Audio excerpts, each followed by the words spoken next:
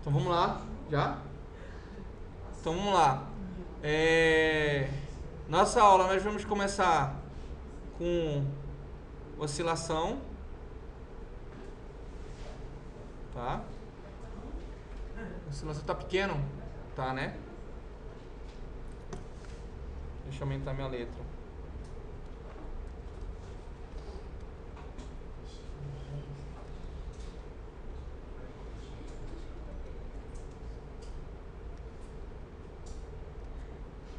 Deixa eu ver se melhorou, vai melhorar aqui.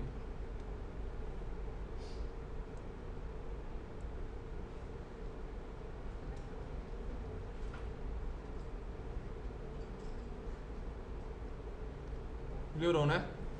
Oscilação, tá? Então, o que é uma oscilação? Na física nós chamamos de oscilação todo movimento que é periódico, tá? Então, oscilação é um movimento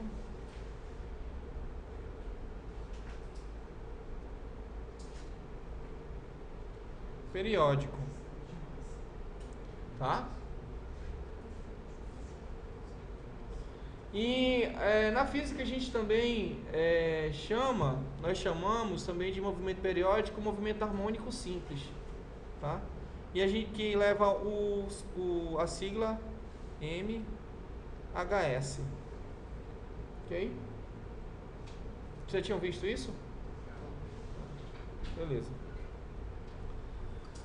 Então, quais os exemplos de movimento periódico que nós temos? Bem, existem vários, tá? E eu vou destacar alguns que nós vamos trabalhar, dois, na verdade, que nós vamos trabalhar hoje, na aula de hoje, tá? Eu destaco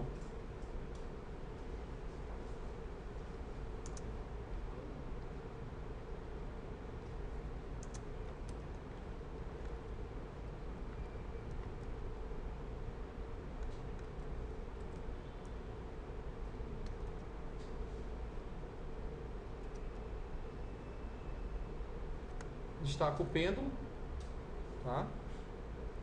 E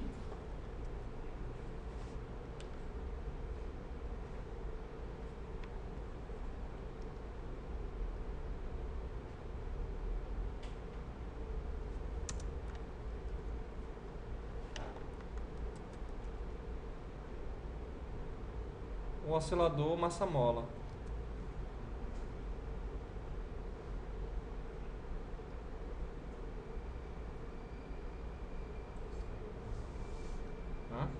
Suponho que isso aí é uma mola, tá, pessoal? Porque fica difícil de fazer aqui a mola, um enroladinho dele, tá? São dois tipos de movimento que nós chamamos de movimento periódico, MHS. Tá? Bem, quando nós falamos de movimento periódico, nós também precisamos definir o que é o período. Período. Tá? A gente usa o símbolo T maiúsculo. Período T.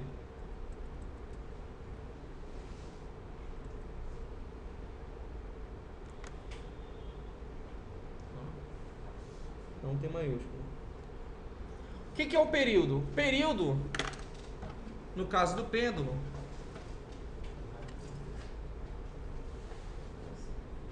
é o tempo em que o meu pêndulo leva para fazer uma oscilação completa. Ou seja, minha bolinha está aqui, ele vai e quando ele volta ele realiza um período. A mola, eu puxo, a mola vem, o bloco, né, vem e depois volta, ele realiza um período. Isso é período, ok? Qual é a unidade do período?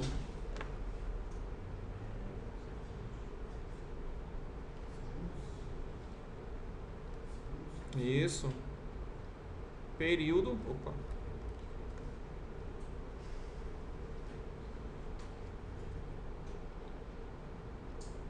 Segundo. Unidade do período é o segundo. Ok? E aí a gente precisa definir também um outro termo que tem relação com o período, que se chama frequência.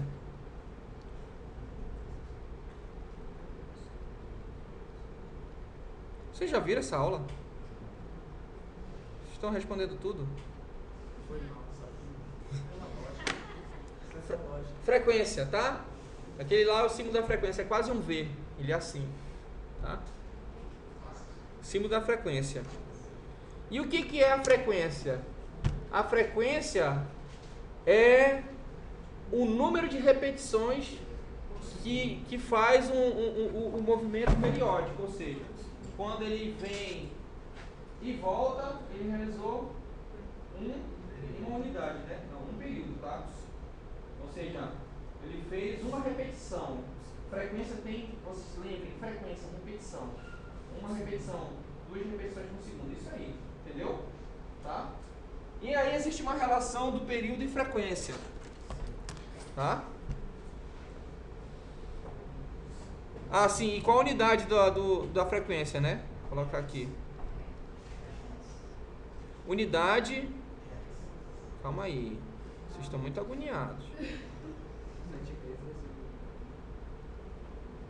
Unidade da frequência, ele é S menos 1. Né? S menos 1. Tá? Por quê?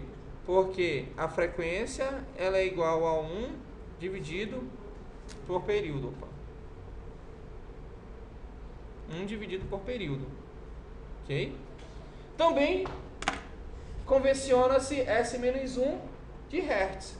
Não é verdade? Tá? Mas a princípio ele é S menos 1, é a unidade dele. Aí convencionou S menos 1 como Hertz. Tanto faz. Tanto faz. Fique à vontade. Ok?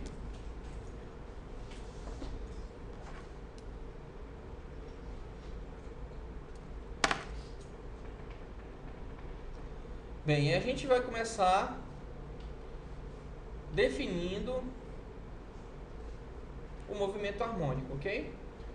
Fiquem à escolha aí, vocês querem um período, ou vocês querem um pêndulo, ou vocês querem um oscilador massa-mola? Querem começar com o pêndulo? Engraçado, quando fui na outra turma a gente falaram o pêndulo. Vocês têm um carinho pelo pêndulo, eu acho. Tudo bem. Então vamos lá. Gosto daquela mão, então. Gosto daquela mão.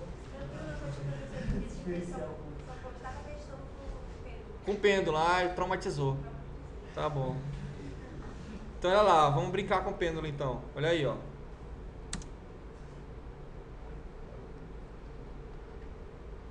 Vou colocar aqui bem grande para poder ficar bem claro aqui. Bem, um pêndulo nesse caso aqui, nesse nosso caso, o pêndulo ele está deslocado do seu equilíbrio um ângulo que eu vou chamar clássico, né? Θ. Certo? E aí nós temos forças que são aplicadas nesse corpo nessa massa aqui, né? Eu esqueci de colocar que isso aqui é uma massa.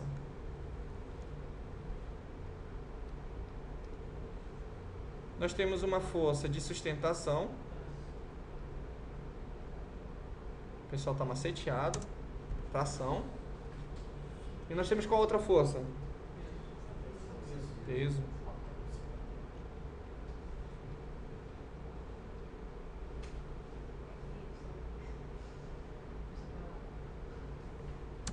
Peso. Então aqui, ó. Tração. Ok? E peso. Vou colocar aqui, ó. Tá? Isso aqui é um P minúsculo, ou é um P aqui, um índice, deixa eu colocar maior, que ficou pequeno. Tá? E força peso. Ok? Bem, aí olha só. A tendência, no caso do nosso pêndulo, é ele fazer isso aqui, não é? Ó?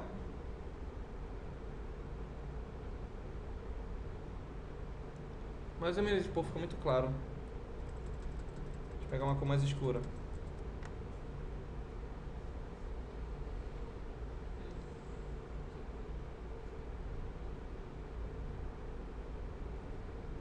Algo assim.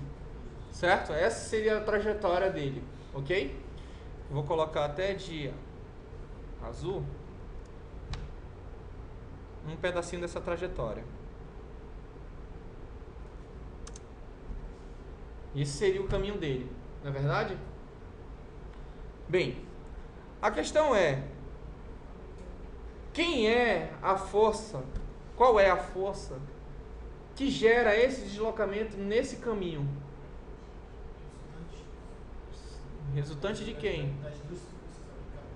Certo, mas quem é qual é a componente da força aí que vai realizar esse movimento? Vocês conseguem já ver? FP de X, não é isso? Perfeito. Vou colocar aqui de outra cor só para... Ó, eu tenho uma componente de P, que é a reação de T ali, e tem uma componente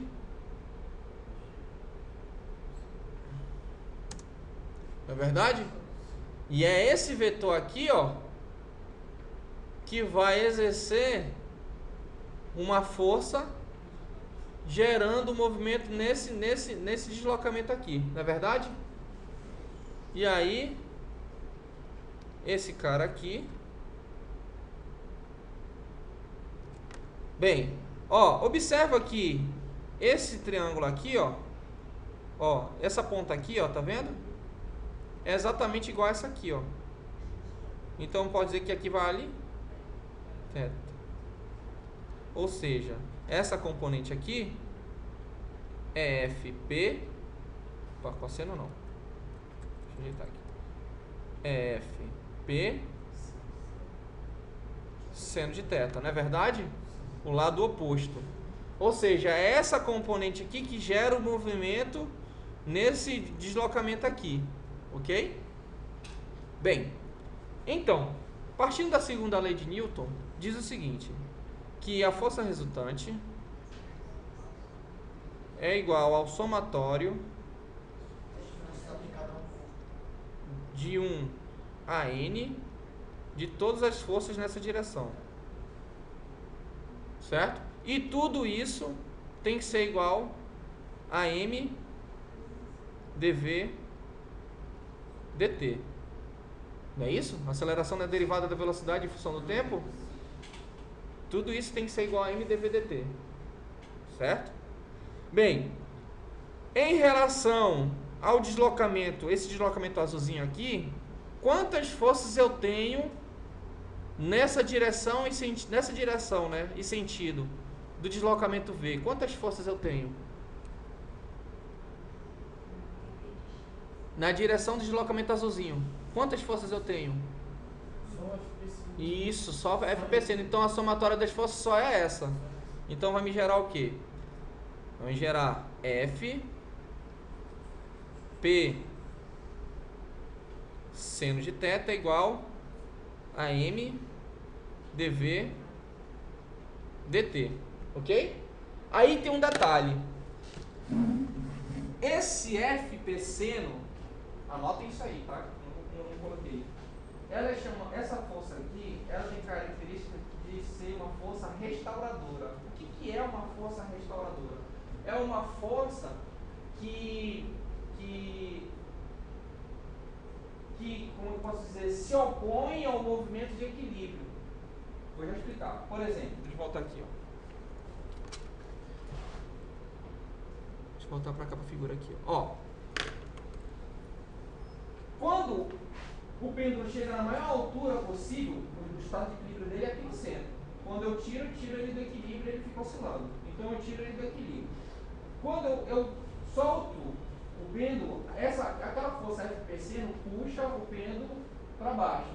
E puxa, aí quando o pêndulo passa pela origem dele de equilíbrio, e ele começa a subir, é essa mesma força PC que puxa ele no sentido contrário. Aí quando ele chega no máximo dele, ele puxa no sentido contrário e faz com que o pêndulo volte. Aí quando ele chega aqui de novo, ele puxa no sentido contrário e faz com que ele volte. Por isso que a gente chama força restauradora, porque ele restaura o movimento. A mesma coisa acontece aqui. Eu vou falar mais adiante. Sempre que passa pela origem. Isso, sempre que ele passa pela origem, ele tende a fazer o corpo voltar. Aqui também é a mesma coisa, a mola. Quando você puxa a mola... Se ele quiser separar, só que ele... E isso é porque ele vai tender a buscar o estado de equilíbrio dele. Ele tende a chegar no estado de equilíbrio dele. Tá? A mola é a mesma coisa. Eu puxo a mola, quando eu solto a mola, né, a mola puxa o bloquinho. Quando ele comprime o máximo, o bloquinho começa a ser empurrado no sentido contrário. Aí ele começa a voltar. Então isso é uma característica de força restauradora. Toda força restauradora, na física, toda vez que você observar que uma força ela é restauradora, significa dizer que ela é negativa, porque ela se opõe ao movimento. Então é preciso colocar aqui na nossa equação que Fp seno é negativo. Tá? O negativo é para dizer que a força é restauradora. Ok? E aí, olha só. Eu posso escrever então assim, ó. Concordem comigo. Posso escrever então M dV dt mais Fp seno de θ igual a zero. Não é verdade? Bem, Fp, força-peso, é o quê? O que é força-peso? Massa vezes gravidade. Então eu posso escrever assim, ó. M dV dt mais mg. E ainda posso melhorar, olha só. Eu ainda posso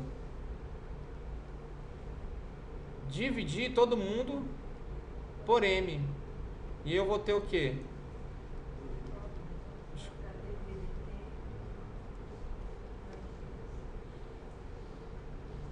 dV dt, ou seja, a aceleração, mais g seno de θ é igual a zero. Ok? Vou deixar até aqui, copinha até aí. Que agora que vai vir a brincadeira da matemática. Pessoal, até aqui ficou claro isso aqui? Tá? Na verdade, eu só estou fazendo uma dedução. E a gente vai chegar numa fórmula geral, uma equação geral, para resolver problemas com movimento periódico. Tá? Qual é o plano da minha aula?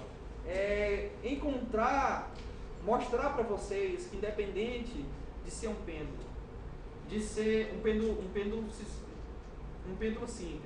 um pêndulo físico, ou um oscilador massa-mola, todos estão dentro, todos são um grupo, é um grupo que está dentro de uma única solução. Todos estão dentro de uma única solução. Ou seja, se você entende o todo, você consegue resolver qualquer problema de oscilação. Então a intenção é mostrar o geral para todo mundo, e aí a gente começa a fazer para todos os tipos de problemas de oscilação.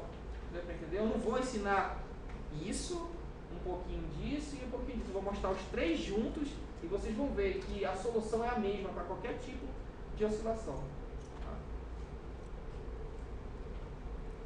É legal o método assim, trabalhar assim, porque aí não importa qual seja o problema de oscilação que eu vou lhe dar, você sempre vai saber como resolver, porque todos são a mesma coisa, é geral. Eles são análogos.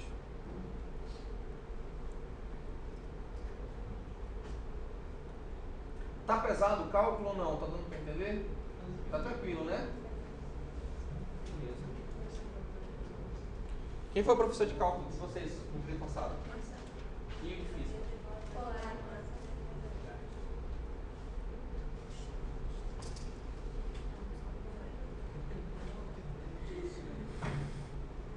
Beleza? Posso passar?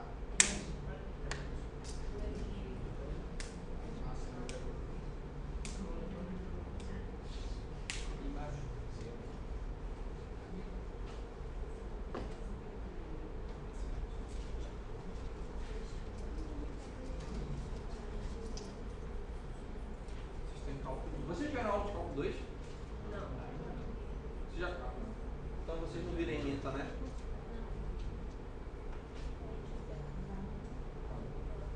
Quando vocês vão ter aula de cálculo 2? Hã? Por quê?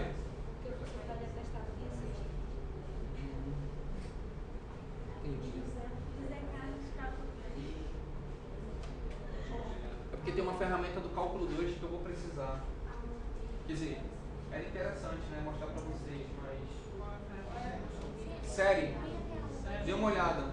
Série de Taylor. Série de Taylor. Tá? É a parte introdutória. Logo quando você começa o cálculo 1, você começa com série. Cálculo 2.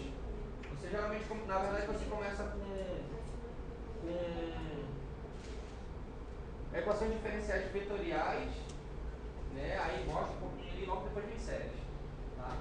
Então é fácil, pessoal. Pega o livro, pega o James Stewart de cálculo 2, pega o James Stewart de cálculo 2, ele ensina muito bem série de Taylor. É série de McLaurin, acho que não é assim, não sei falar. E série de Taylor, porque um complementa o outro, são esses dois. Tá? James Stewart. Tá? Ou você pega o Stuart Anton, que é um livro que são dois carinhas de uma bicicleta assim na frente, na capa. Stuart Anton também é muito bom. Tá? Não pegue o Guidorize, ele é ruim. Ok? Então vamos lá. O que é embaixo do força resultante ali embaixo do E? Ah, tá, desculpa, é porque eu fiz pequenininho. É um I. I igual a 1. É porque eu estou fazendo a somatória de 1 a N, porque pode ter N forças. Tá? É a forma compacta de mostrar a força resultante. É a somatória de 1 a N. Até o enésimo. Ok? Tá. Agora a gente vai fazer uma brincadeira aqui, olha só. Vamos... Bem, eu quero saber... Observa o seguinte, ó. Observa aqui a velocidade. Pense comigo. Na verdade, eu quero que vocês trabalhem aqui esse raciocínio. Essa velocidade aqui, ela depende de quem no sistema? Ó, o sistema está se movimentando. Quem está variando no sistema? Quem varia no sistema? A massa? A corda? Ah, nem coloquei aqui, tá? O tamanho da corda, né? Não coloquei. Desculpa, aqui é um comprimento L, tá, pessoal? Comprimento L, desculpa.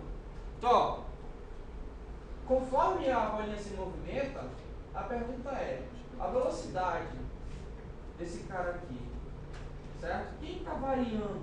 Quem varia nesse problema aqui? A massa? A massa muda de estado? O L ele aumenta e diminui? O ângulo varia? O ângulo varia. Então quem está variando aqui? O ângulo está variando em função de quem? Em função de quem?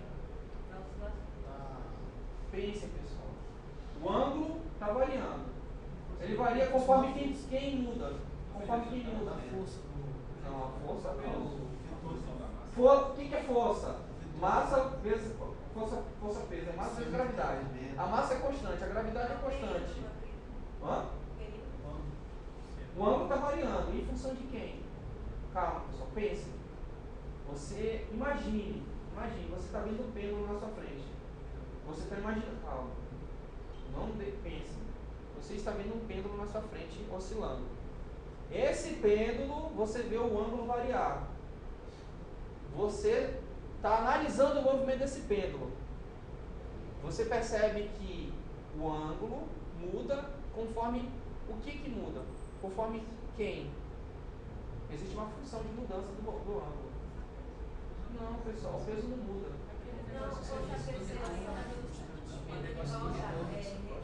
Vou facilitar. Você está olhando para o seu experimento do pêndulo. Você vê que o ângulo está variando. Como é que você sabe que o ângulo está variando? Quem diz que o ângulo para você está variando? Como é que você sabe que o ângulo está variando? Como é que você tem noção que o ângulo varia? Hã? Hã? Função de X. Pessoal, como é que você tem noção que algo se movimenta? O carro está aqui, aí ele se movimentou para cá. Como é que eu sei que ele se movimentou? Velocidade. Quem me dá a noção que ele se movimentou? O tempo, pessoal. Eu vejo um tempo antes e um tempo depois. Ele era isso, agora ele é isso. Então ele se movimentou. Não é um período? Não, não. O período é um tempo. O período, mas o período é uma oscilação completa. O período é uma... Pois é, por isso que eu não falei nada, porque o período é uma oscilação completa, lembrem disso. Como é que eu tenho noção que algo se movimentou? Como é que eu sei que o carro se movimentou? Eu olho ele num ponto, depois eu vejo ele em outro ponto. Então qual é a lógica? O carro andou. Não é verdade? É uma questão de lógica, pessoal. Não precisa ir para matemática tão difícil, não. É lógica. Se o ângulo está variando por quê? Porque eu vi esse cara aqui, depois eu vi ele aqui. Então o tempo passou. Se o tempo passou, então ele varia em função do tempo. É assim que você começa a construir a física. Foi o que eu falei para vocês. Física não é matemática. Eu preciso da filosofia, eu preciso pensar no problema para poder ela se construir. Então, essa minha velocidade, olha só. Essa minha velocidade V aqui. Vocês conseguiram compreender a ideia de movimento? Às vezes o cara termina, é que nem eu falo para os meninos do primeiro período que vem Física 1 comigo. Vamos falar de velocidade. Aí geralmente o professor fala, velocidade é espaço dividido pelo tempo. Aí o moleque assimila isso, espaço. Mas quem disse que velocidade é espaço dividido pelo tempo? Quem que te dá noção o que é velocidade? Como é que eu sei que um carro tem velocidade? Quem diz para o teu cérebro o carro tem uma velocidade? É quando eu analiso situações de um ponto a outro, uma diferença de tempo. Deu para entender? Se você consegue compreender isso, você realmente entendeu o que é velocidade. Porque velocidade não é espaço dividido pelo tempo. Isso poderia ser um momento. Aí a gente já chegou num outro lance, momento linear. Entendeu? Aí as coisas se constroem. Entendeu? Você tem que formar conceitos certos, porque senão, se você aprende de uma forma errada, lá na frente você cria o que a gente chama na educação de obstáculo epistemológico. Você não consegue entender ali aquele conceito que é tão simples porque você não entendeu lá atrás. Entendeu?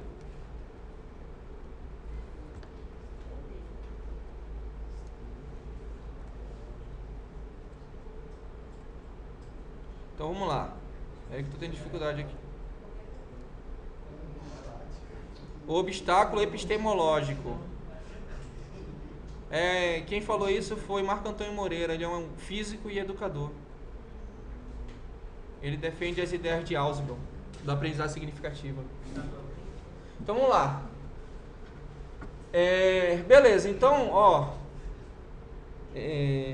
então, nós percebemos que essa velocidade é uma velocidade que varia ângulo em função do tempo. Então, eu posso dizer o seguinte, que essa velocidade, eu não vou colocar um nome, vou colocar só assim, essa velocidade, ficou pequeno, né? Essa velocidade, ela é algo delta θ sobre delta t, não é isso? Isso aqui vocês já viram em Física 1. O nome disso se chama o quê? Velocidade angular. Vocês viram que ômega é igual a dθ dt, não é verdade? Ou seja, essa velocidade é a velocidade do ângulo do período. Essa velocidade. E aí você me pergunta, então, Breno, como é que eu vou colocar esse dθ dt naquele nosso problema lá anterior? Olha lá, agora vem a matemática. Vou colocar de amarelo mesmo. Vamos supor o seguinte. Vamos supor um deslocamento infinitesimal. Esse pedacinho aqui de deslocamento. Certo? Nesse meu deslocamento infinitesimal, eu tenho um ângulo. Aqui agora não vai ser mais θ. Aqui agora vai ser um ângulo pequeno, que eu vou chamar de dθ. E aqui eu vou ter um pequeno deslocamento, que eu vou chamar de ds. Um pequeno deslocamento ds. Supondo que o deslocamento é s, eu vou chamar esse cara aqui de ds.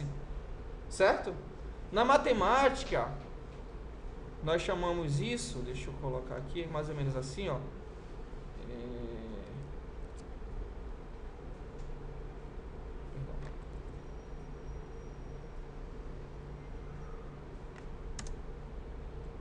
Não sei se eu vou conseguir fazer legal. Mas é mais ou menos assim. Ficou ruim. Bem, vocês consideram mais ou menos isso. Um arco. Nós chamamos isso de arco. Arco S, raio R, ângulo θ. E a relação do arco é que arco é igual a θ vezes R. Certo? Se eu pegar e fizer isso aqui, ó, d dt de S igual a d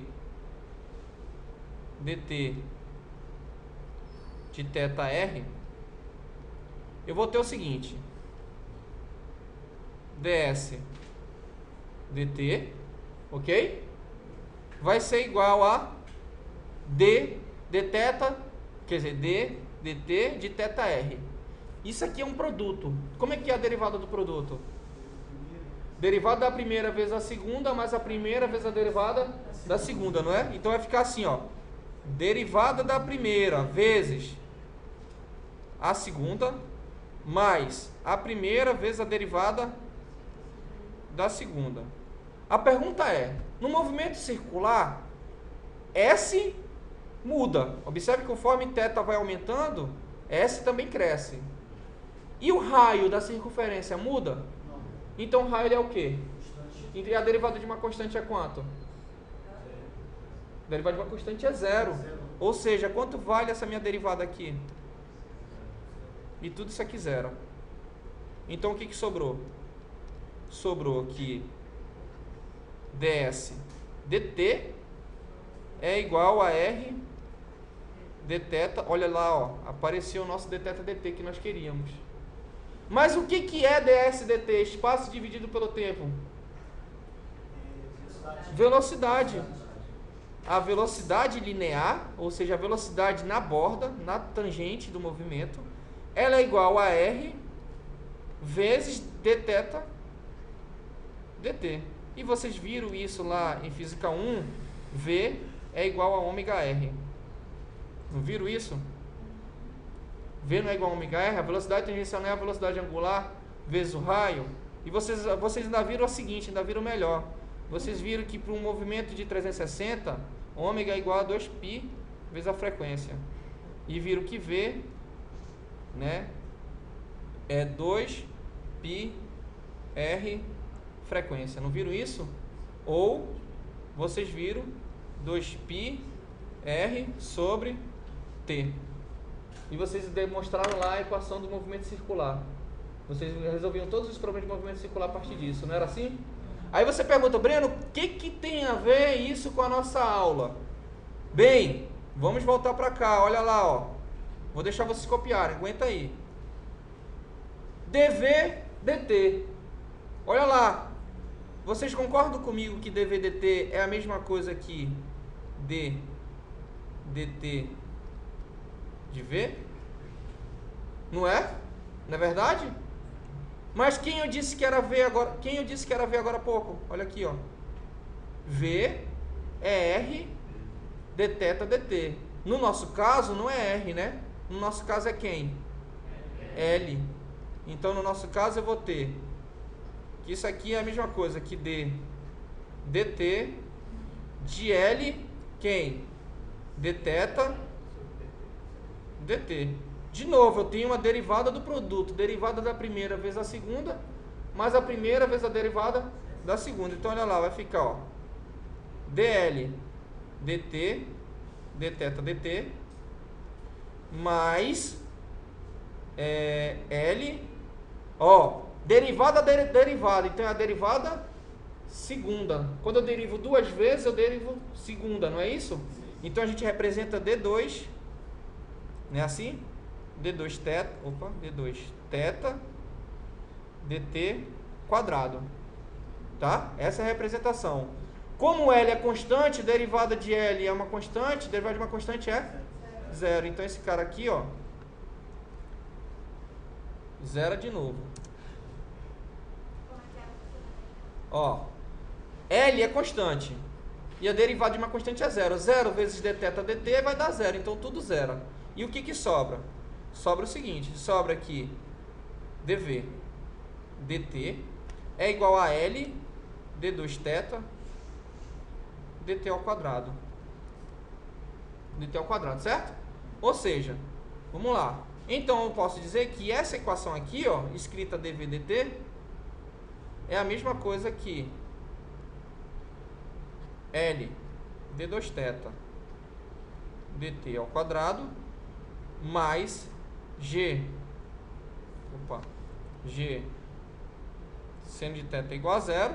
E se eu dividir todo mundo por L, eu encontro a equação fundamental do movimento periódico de um pêndulo. É assim que está nos livros. Só que ele coloca uma condição. O movimento ele só é periódico para ângulos pequenos.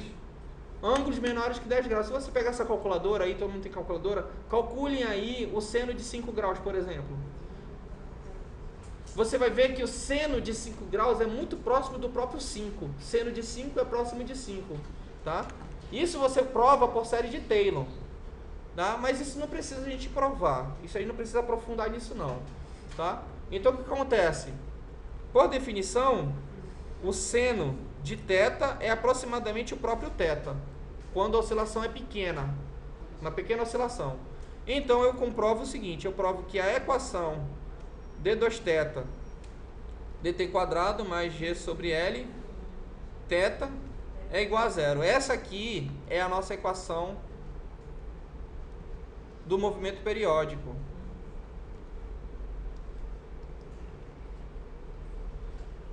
Aí, lá na... aí você fala, pô, Breno, tá, beleza, tu não mostrou nada aí, tu só fez um cálculo matemático. E agora, como é que a gente vai fazer esse problema? Como é que a gente vai resolver isso aí? Isso aqui, essa estrutura que vocês estão vendo aqui, que está enquadrada, se chama uma equação diferencial ordinária. Isso é EDO. Isso vocês vão ver só em cálculo 3. Tá? Hã? Pois é, vocês vão ver a cálculo diferencial ordinário, isso é uma EDO, tá? Então vocês vão ver essa equação e vão solucionar essa equação. E eu vou dar uma prévia para vocês, sem aprofundar como se resolve essa EDO, só uma prévia, tá? Porque isso vai ficar para o professor de vocês. Quanto tempo eu tenho? Não. Eu tenho família. Então pronto, então vamos lá. Ó, com base naquela solução aqui, ó, a solução dessa equação diferencial aqui de segunda ordem homogênea, assim que vocês vão conhecer, ela é uma equação diferencial de segunda ordem homogênea. Essa equação diferencial, ela recebe também o nome de, quer dizer, a solução dela parte de uma equação chamada equação característica. E ela é muito simples, por quê? Esse cara aqui, ó, que é uma equação que é uma diferencial de segunda ordem, a gente representa assim, ó, como sendo um lambda ao quadrado. E o cara que não tem derivada, que a derivada dele é a derivada zero, né? Não está derivando, θ não está derivando, então ele não tem lambda, então eu represento como sendo g sobre L. Isso aqui é igual a zero. Para esclarecer, por exemplo, eu tenho d2y dx quadrado mais dx dy mais x igual a zero. Um exemplo, isso aqui é a mesma coisa, lambda ao quadrado mais lambda mais 1 igual a zero. Deu para entender? É a mesma coisa, tá? Bem, então com base no que vocês aprenderam em matemática básica, como que soluciona essa equação aqui? Né? Eu passo esse GL para o outro lado, negativo, e tiro a raiz quadrada. Não é assim que você faria? Né? Então, isso aqui é a solução para o nosso problema aqui, ó. Tá? Então você encontraria algo desse tipo aqui, ó. Você encontraria que lambda é igual a mais ou menos a raiz quadrada de menos g sobre L. Só que é a raiz quadrada de um número negativo. E a gente entra em qual conjunto? Dos complexos. Então isso aí eu não vou aprofundar também, mas vocês já sabem. Então eu posso dizer que esse meu lambda, ele é mais ou menos g sobre L, quer dizer, no caso, vou ter que colocar assim, né? A raiz quadrada de G sobre LI, né? G sobre LI quadrado, né? Certo? Ou seja, isso aqui vai me dar raiz quadrada de G sobre LI. Ok? Ou seja, essa solução é uma solução complexa, mais ou menos, tá? Duas soluções, uma positiva e uma negativa, tá? Bem, aí não vou provar para vocês porque fica muito complicado, como vocês não têm DL, não tem como provar. Então a gente diz o seguinte, a gente chama essa quantidade G sobre L de frequência de oscilação. A gente vai chamar ela de frequência de oscilação, tá? Onde ômega 0 é igual a frequência de oscilação, tá? Ou seja, a minha solução daquela EDO, ela vai ser mais ou menos ômega 0 I. Essa é a solução dela, ok? E eu vou fazer o seguinte, eu vou parar, porque já começou a ficar um pouco pesado, eu vou deixar para a próxima aula, tá? Para poder vocês copiarem, porque senão eu vou embora e vocês não conseguem entender. Então vamos só fazer um resumão rapidão, tá? Que começa a dar parafuso na cabeça do aluno. Tá? Então olha lá, ó. Rapidão, vou deixar copiar, calma. Só um resumão rápido. Nós tínhamos essa equação e nós fizemos uma relação para achar a velocidade angular dele, porque essa velocidade, o ângulo varia em função do tempo. Nós fizemos algumas manipulações de matemática a partir da relação matemática do arco. Derivamos dos dois lados e encontramos a relação ds dt igual a r d θ dt. Tá? ds dt a gente sabe que é velocidade, r d θ dt. Onde essa derivada do ângulo em função do tempo é a velocidade angular. E a gente provou o movimento circular. Certo? Bem, aqui eu fiz dei relembrada sobre o movimento circular do ômega, a velocidade angular. E a gente fez a relação da velocidade, porque nós tínhamos que a derivada da velocidade em função do tempo. Separamos essa velocidade e substituímos essa quantidade aqui, v, r, d θ, quer dizer, r, d θ, dt, e derivamos de novo. Fizemos a derivada do produto e verificamos que, como L é constante, a derivada de uma constante é zero e o produto por dθ, dt dá zero e tudo some. Então sobrou L, d2θ, dt quadrado. Ok? Então a gente concluiu que aquela quantidade dv dt, apresentada aqui no início, é a mesma coisa que L d2θ dt quadrado, a derivada segunda do ângulo em função do tempo. E aí nós substituímos naquela equação lá que nós vimos na página passada, dividimos todo mundo por L e chegamos nessa solução aqui, certo? E consideramos quando o seno do ângulo for muito pequeno, porque o movimento ele é periódico sempre no pêndulo quando o ângulo é pequenininho. Então quando o ângulo é pequeno, o seno do ângulo é aproximadamente o próprio valor desse ângulo. Você pode fazer na calculadora que vai dar isso, tá? Então a gente deduz o seguinte, que aquela equação, em vez de ser um seno, passa a ser só o θ, o valor daquele ângulo, ok? Por que a gente fez isso? A gente fez isso justamente para encontrar a equação diferencial de segunda ordem, que ela tem essa estrutura aqui. E aí nós fizemos uma semelhança. Ó, nós mostramos que uma equação diferencial do tipo d2y dx quadrado mais dx dy mais x é igual a zero. E a equação característica dela parece muito com uma equação do segundo grau. E aí a gente apresentou mais ou menos aqui, eu vou na próxima aula eu vou falar de novo dessa parte, porque ficou muito rápido, mas vou falar de novo desse final aqui, tá? E nós concluímos que a raiz da nossa solução lambda, ela é um número complexo, mais ou menos, ok? Tá? Isso foi só uma revisão e na próxima aula a gente termina melhor sobre isso aqui, tá? Então vamos lá, vou voltar para a segunda página, que eu acho que eu corri aqui. Não sei se dá para enxergar aí, ó, tá? Vamos lá. Assim. Se tudo der certo, o vídeo está gravado. Ah, sim, perdão. Assim? Assim? Beleza. Essa é a Não, isso é só para começar.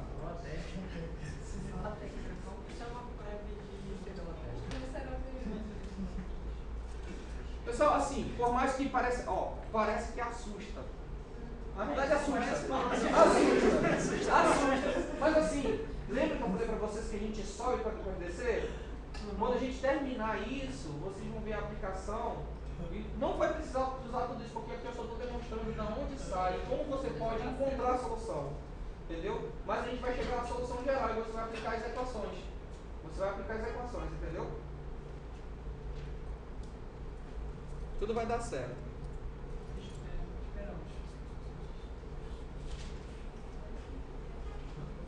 Professor, porque a gente não tem algumas coisas que você falou e a gente não viu muito bem. Não viu em física 1? A gente não viu muito bem. Como assim? Movimento angular a gente não viu. Sério? Papo reto. Vocês não tem nada de movimento circular, rotação? Não. A que eu vi foi no ensino médio. Ensino médio. Ensino médio é só movimento retilíneo, né? Vocês viram força? Viram o momento? Vocês viram que força F é igual a dPdt? O momento passou muito rápido. Viram? Vocês viram essa equação? Viram? Sim. Ah, então tá beleza. E vocês não viram o movimento circular? No caso, ele só deu uma revisada. Tá. Então olha só. Sugestão, estudo em movimento circular. Pegue o livro, dê uma olhada. Principalmente, sabe por quê? Movimento circular, eu vou mostrar para vocês, eu vou provar para vocês que todo movimento periódico é um movimento circular. Eu vou provar que esse movimento periódico, seja de um pêndulo, seja de um pêndulo físico, seja de um sistema massa-mola, não importa qual seja, ele é um movimento circular. E você prova isso matematicamente e experimentalmente é possível provar.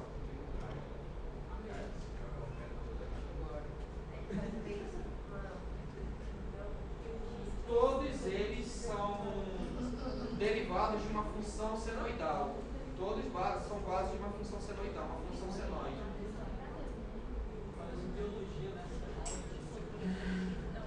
Pô, tá voando, hein? Quando o cara fala isso que ele voou, né? Já? Bora passar a próxima página? Foi?